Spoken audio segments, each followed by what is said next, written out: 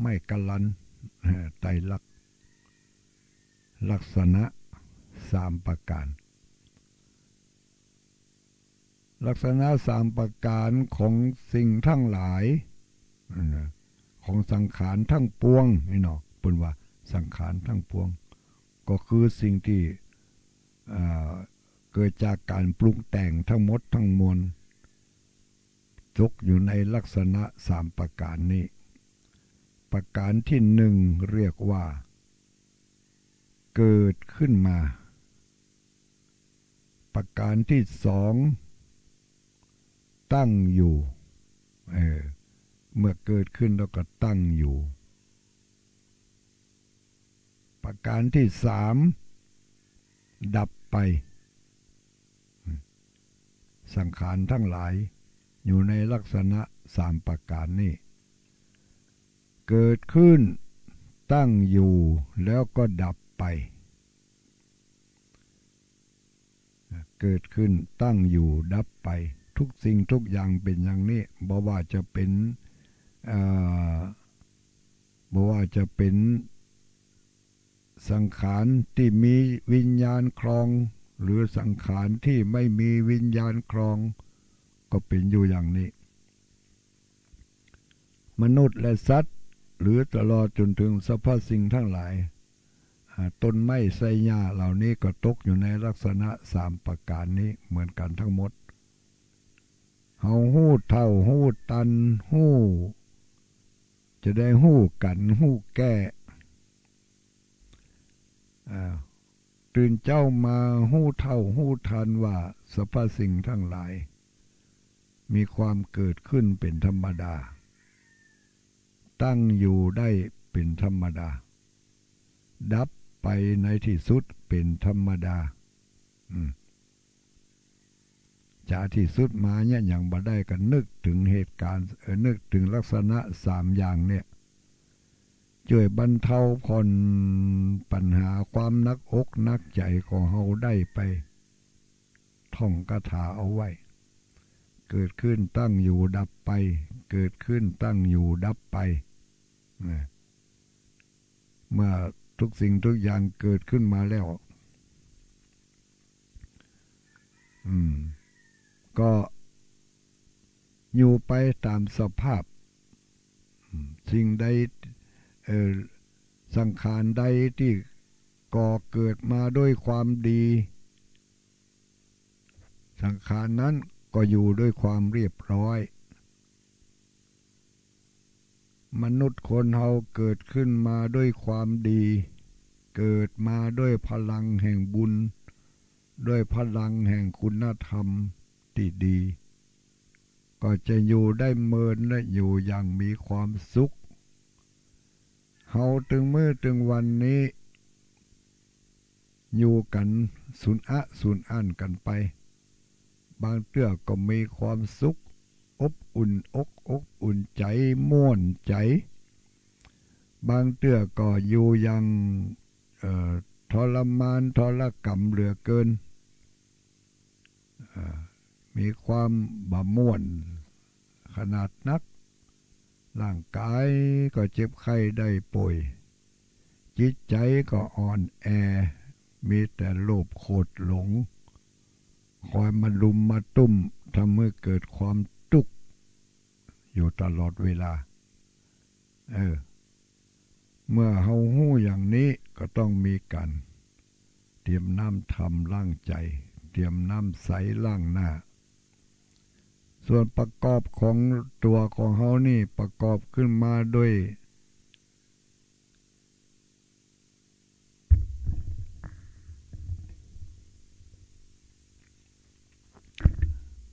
ประกอบขึ้นมาด้วยธาตุทั้งสี่ธาตุทั้งสี่นี่ก็ยังที่สัมผัสได้ถูกต้องได้ก็จะได้ก็มีเพียงแต่สองธาตุคือธาตุน้ำธาตุดิน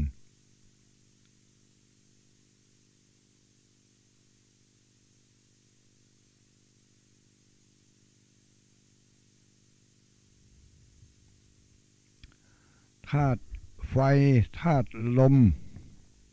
ธาตุไฟธาตุลมนี้อันนี้ยับบ่ได้ยุบบ่ได้แต่หู้สึกได้เนาะหู้สึกได้หู้สึกได้ก็สรรพสิ่งทั้งหลายเมื่อเข้ามาสู่ตัวของเฮาหู้สึกได้เวทนาที่ว่าข้างไว้ตะกี้เนาะเวทนาอยู่ในตัวเฮาเนี่ยคือความหู้สึกต่ออารมณ์ต่างๆบ่ว่าจะเป็นความร้อนความหนาวความเย็นความเจ็บปวดความสุขความสบายอันนี้เป็นเรียกว่าเวทนาเกิดขึ้นกับกายของเฮานี่มันอาศัยกายอาศัยร่างกายเป็นแหล่งเกิดเวทนาเนาะแล้วต่อไปอันที่สามที่มีอยู่ในตัวของเฮานี่ก็คือสัญญาก็ได้ สัญญาไม่ใช่กินยานะไม่ใช่ภาษาอาหารสัญญาคือความจำ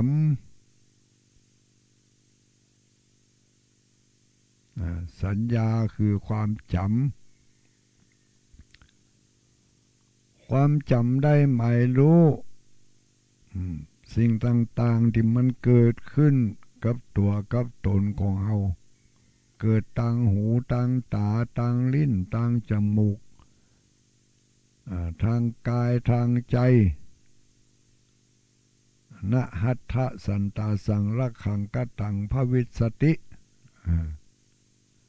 นะจักขุสันตาสังรักขังกตังภวิสตินะมโนสันตาสังรักขังกตังภวิสตินะมโนวะนะกายะกันเนาะนะกายะในธรรมสลากลิวิจาสูตรมันมีหั่นตอนหนึ่งเปิ่นพิมพ์ตกไปทุกเจ้าก็ปากันอ่านไปจะนั่นพิมพ์ที่เปิ่นพิมพ์ตกว่านะจักขุสันตาสังลักขังกะตังนะโสตะสันตาสังลักขังกะตังบว่าอย่างอันสกรรมนี่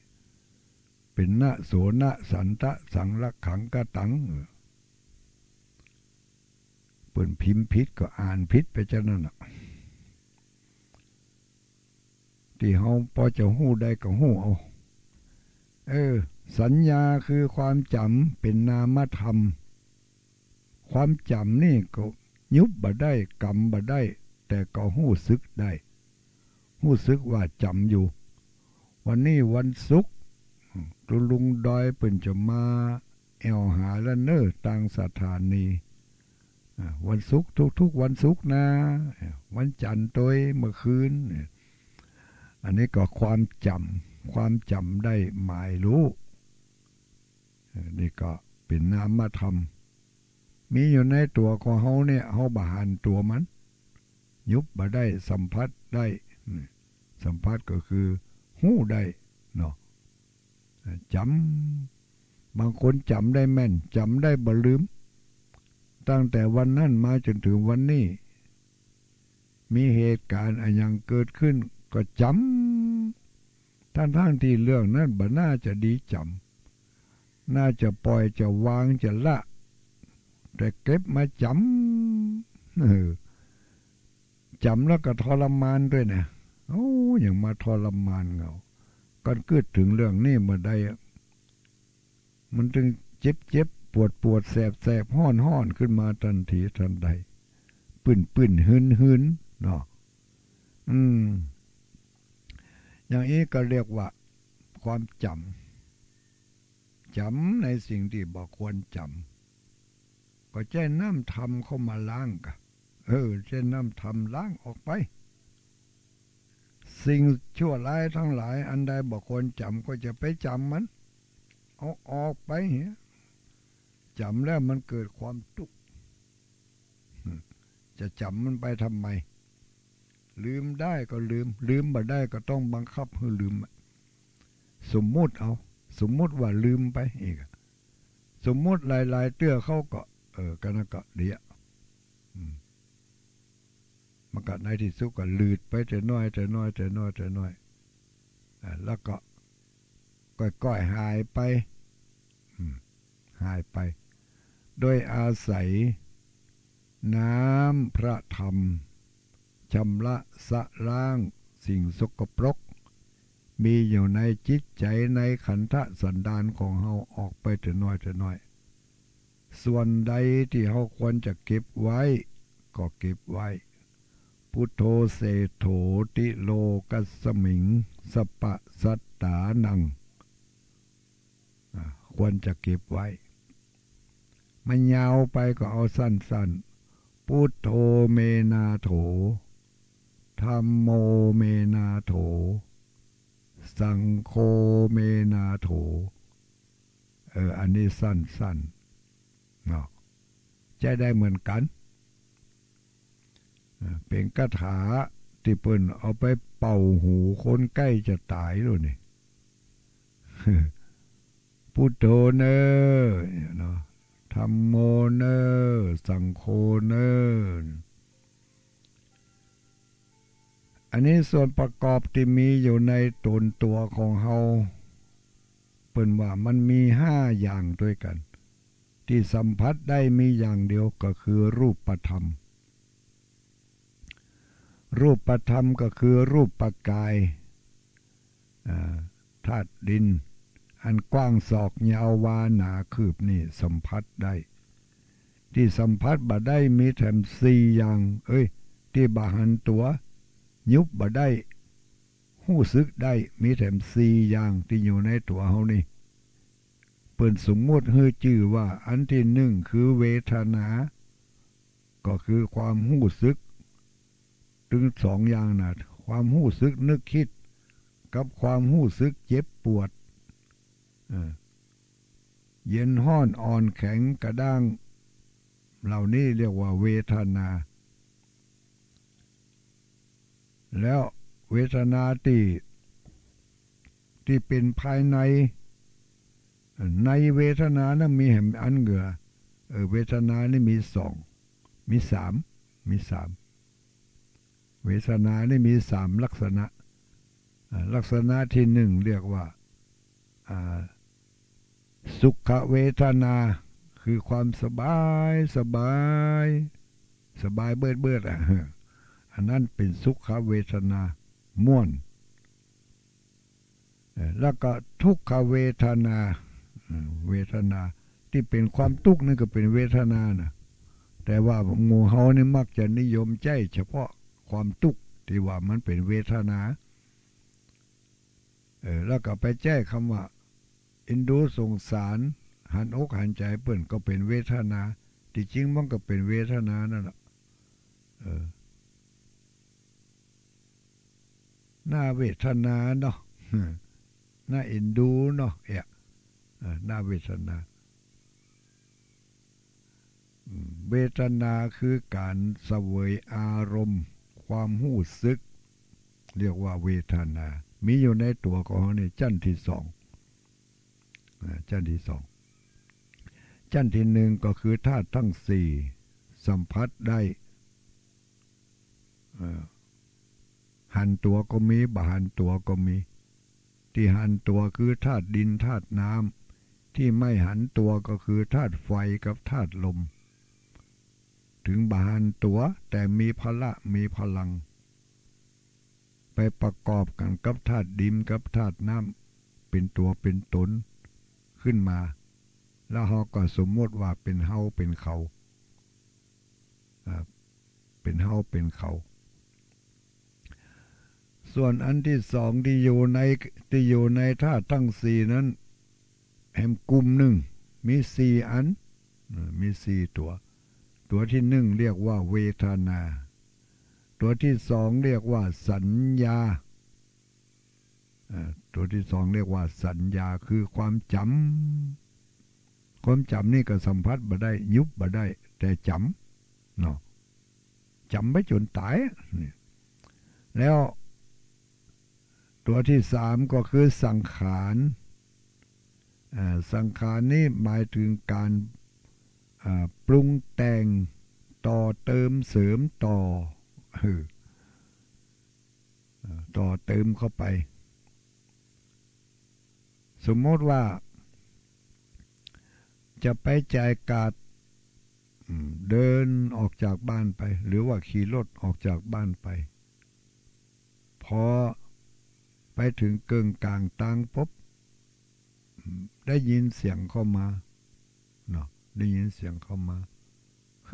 พอหญ้าผีบ้าเนาะนี่นะพอหญ้าผีบ้าเนาะพอได้ยินคำอันนี้ปุ๊บมันจะเอาไปแต่งละเหลียวซ้ายเหลียวขวาพอบหันไผสักคนแล้วได้ยินเสียงคนพูดออกมาว่าพอหญ้าผีบ้านั่นเหรอในเมื่อเขาบหันสิ่งที่อยู่ใกล้ๆตัวเขาเป็นไผแต่ว่าเสียงนั่นเป็นเสียงออกมาเขาก็ไปสมมุติเจาะจงเอาว่านี่มันว่ามาอย่างเขาแล้วว่าเขาเป็นผีบ้ากะพอหญ้าผีบ้านั่นหรอคนอื่นก็บ่มีนี่ถ้าไม่กับเขาคนเดียวนี่แล้วเขาก็ได้ยินเสียงอันนั้นแล้วเขาก็ว่าเขาเป็นหญ้าผีบ้ากำนี้มันจะเกิดสังขารขึ้นมาละทีนี้ได้ยินเสียงว่าอย่างอันปุ๊บเกิดสังขารคือการปรุงแต่งมันก็ไปต่อยอดหญ้าผีบ้าไผเป็นผีบ้าเพราะอะไรอย่างจะได้ว่าต้องมาว่าเขาเนี่ยต้องกำนี้ก็คือเป็นตัวเป็นตนขึ้นมาแล้วเป็นรูปเป็นร่างเป็นเรื่องเป็นราวขึ้นมาอันนั้นลักษณะนั้นเป็นเรียกว่าสังขารก็คือการนึกคิดปรุงแต่งเรื่องราวจับประเด็นขึ้นมาน้อยหนึ่งแล้วก็เอาไปปรุงแต่งถ้าปรุงแต่งในทางที่ดี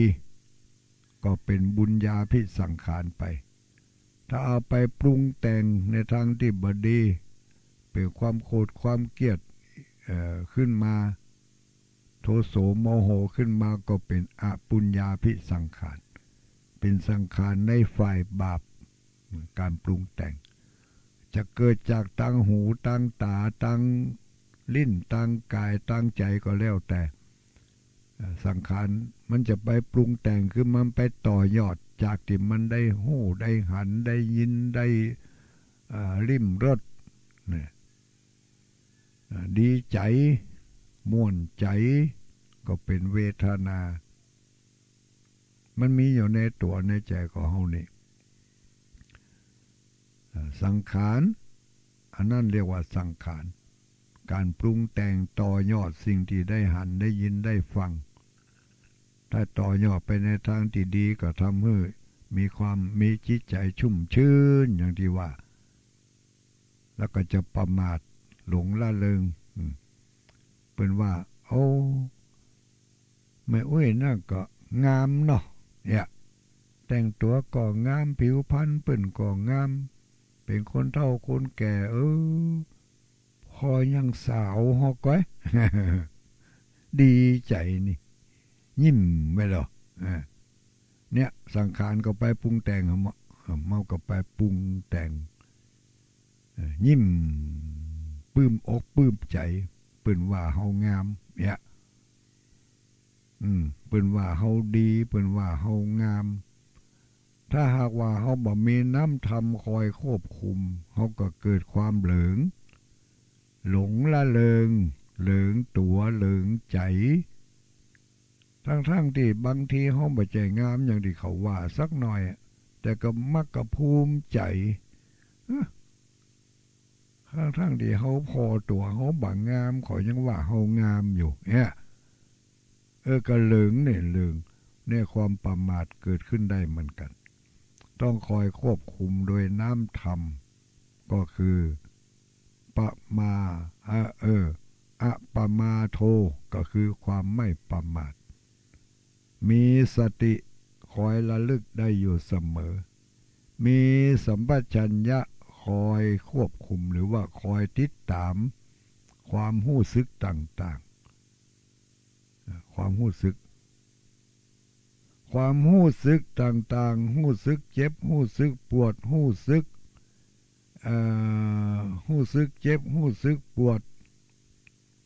รู้สึกสบายรู้สึกง่วนความรู้สึกเหล่านี้เป็นเรียกว่าวิญญาณวิญญาณคือความรู้วิญญาณคือความรู้รูปมากระทบตามันงามบ่งามก็รู้เสียงมากระทบหูดีบ่ดีก็รู้อย่างนี้เรียกว่าวิญญาณในขันธ์ห้าขันธ์ห้าก็คือขันธ์ห้าก็คือตัวของเขาเนี่ยทั้งหมดเนี่ยถึงกายถึงใจรวมกันถึงสองอย่างนี้เมื่อเป็นตัวเป็นตนเป็นตินอยู่นี่เป็นเรียกว่าขันธ์ห้าตัวขันธ์ห้าขันธ์ห้านี่แหละตัวขันธ์ห้าถึงดุลเนี่ยเป็นแหล่งสะสมความทุกข์เป็นแหล่งสะสมความสุขเป็นตัวที่จะกำหนดเมื่อได้รับความสบายและความบัดสบายก็คือตัวขันธ์ห้านี่ก็อธิบายให้ญาติโยมทั้งหลายมาเจ้าวันนี้เนาะเจ้าวันนี้ก็ได้ระบายออกมาให้มีความเข้าอกเข้าใจว่าจะได้เขาต้องเตรียมเนื้อเตรียมตัวจะได้ว่าเขาต้องแจ้น้ำทำล้างใจแจ้น้ำใสล้างหน้าล้างไปเพื่ออะไรใจล้างไว้ก็เพื่อจะรองรับสิ่งต่างๆที่จะเกิดขึ้นกับตัวกับใจของเขาถ้าเขาบักเกียมตัวเกียมใจไว้รองรับสิ่งเหล่านี้ความทุกข์ก็ดีความสุขก็ดีถ้าบัดเตรียมตัวเตรียมใจรองรับเขาก็จะตกอยู่ในความประมาทต้องมันพินิจพิจารณามันสำรวจตรวจตราอารมณ์ต่างๆอารมณ์ดีก็ประคับประคองไว้ให้มันได้อยู่เหมือนอารมณ์บอดีก็พยายามกำจัดออกไปล้างออกไปโดยน้ำธรรมคือขันติความอดทนสิ่งที่บอดีจะไปให้มันเกิดขึ้นอาศัยหิริความละอายแก่ใจมันฝึกหัดเอาไว้ฝึกหัดสร้างความละอายแก่ใจความสำนึกสำเนียกว่าบัดเดี๋ยวนี้เขาเป็นพุทธบริษัทเขาเป็นเจ้าพุทธเขาเป็นคนเฒ่าเขาเป็นคนหนุ่มเขาเป็นเด็กเป็นละอ่อนก็ฝึกหัดเอาไว้หู้ตัวแล้วพยายามลดละสิ่งที่มันชั่วร้ายทั้งหลายออกไปประคับประคองสิ่งที่ดีที่งามเมื่อมันเกิดขึ้นจุดประกายขึ้นมาน้อยหนึ่งนิดหนึ่งก็พยายามทนุถนอมรักษาไว้ซึ่งความดีอันนั้นประคับประคองโดยน้ำธรรมเอาล้างใจออกไปแล้วก็ประคับประคองรักษาความดีเอาไว้มันจะเกิดจากกรรมกึศเกิดจากคนอื่นเตือนมาก็ดีอย่างพระสงฆ์องค์เจ้าทั้งหลายที่เป็นออกอากาศเนี่ยก็เตือนด้วยความปรารถนาดีอันใดที่มันเป็นความคิดที่ใหม่ๆเป็นความคิดที่มันจะมีประโยชน์จะให้คุณให้ความสุขแก่กายแก่ใจของเขาได้ก็ไปนำไปฝึกหัดพยายามประคับประคองพอฝึกหัดบ่อยๆอย่างบางคนที่เปิ่นบอกว่า โตตัวลุงมันรับมันนอนบ่ใครรับวางนี่มันเป็นจะได้บ่โหอีน่ะเฮาลองไปฟังธรรมพอบางทีเปิ่นอาจจะมีข้อคิดเตือนจิตสะกิดใจเขาก็ได้นำไปลองเอาไปใจพออย่างตัวเจ้าเปิ่นอาจจะบอกว่าบางเตือนาญาติโยมบางคนคนใดที่นอนบ่หลับกรัดกลุ่มแต่ต่อธรรมะตอนกลางคืนเปิ่นก็จะมีการบอกกันกลางคืนนี่ก็ธรรมะกลางคืนตั้งแต่20:00 ถึง 22:00 นี่เอาไว้เตือนจิตสะกิดใจคอยจ่อยเป็นยาแก้นอนหลับเอาไปพินิจพิจารณาบางเดือนเปิดก็ฮื้อข้อคิดไว้ข้อคิดข้อนำไปปฏิบัติภัยรับบ่ได้รับเดึกรับยากมาฟังทางนี้เนี่ยเนาะกำหนดลมหายใจเข้ากำหนดลมหายใจออก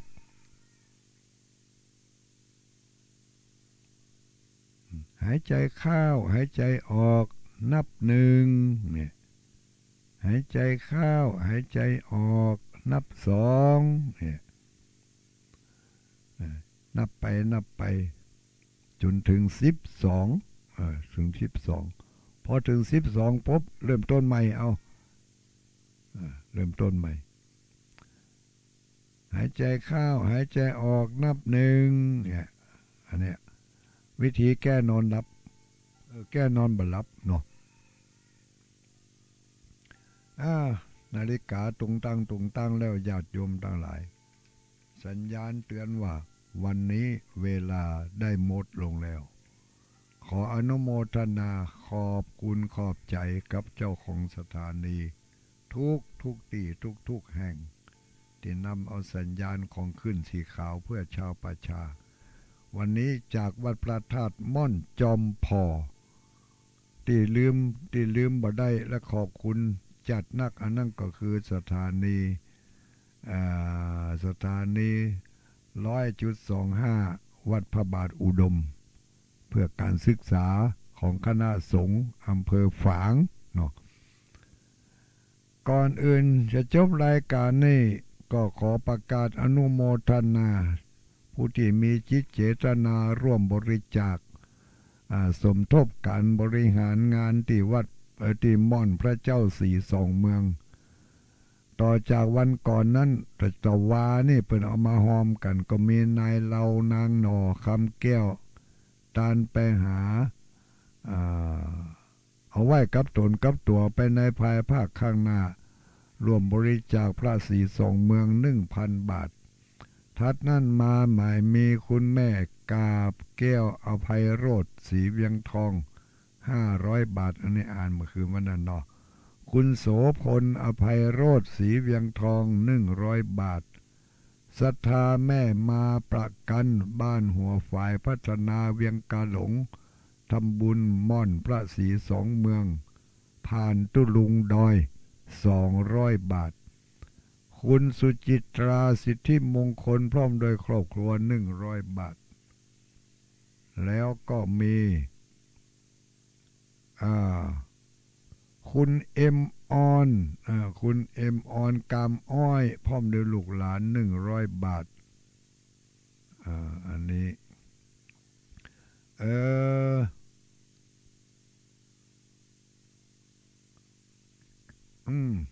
มีไผทำนั่นไผทำป้าดาวบ่ได้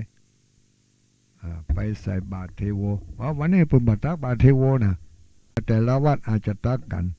แต่ส่วนกลางที่ทางเทศบาลจัดนั้นเปิ่นบ่มีในวันนี้ท่านพระครูชลทานแต่ว่านี่ฝากมาว่าให้อ่านให้เปิ่นได้ยินกำเนิดนะไม่ได้ไปหูท่านพระครูชลทานไม่ได้เปิ่นส่งมาทางไลน์ก็จะส่งมาทางเฟซบัตันเนอะส่งมาทางเฟซบัตันได้อ่านเนี่ยมันยังอีกสอหามป้ายละท่านพระครูอภิวัตรสหาท่านพระครูชลทานบอกป้าแล้ว ญาติโยมทั้งหลายพี่น้องดอยสะเก็ดเนอะได้รับอนุโมทนาได้รับบริจาคมาผ่านพระครูชลทานก็หลายผู้หลายคนอยู่แต่ว่ามาเจ้านี่ซ่อหาชื่อบัตันละบปะกำเดียวสถานีจะตัดตรงแต่งแล้วเนอะอ้าววันนี้ก็ขออนุโมทนาขอบคุณขอบใจญาติโยมทุกคนทุก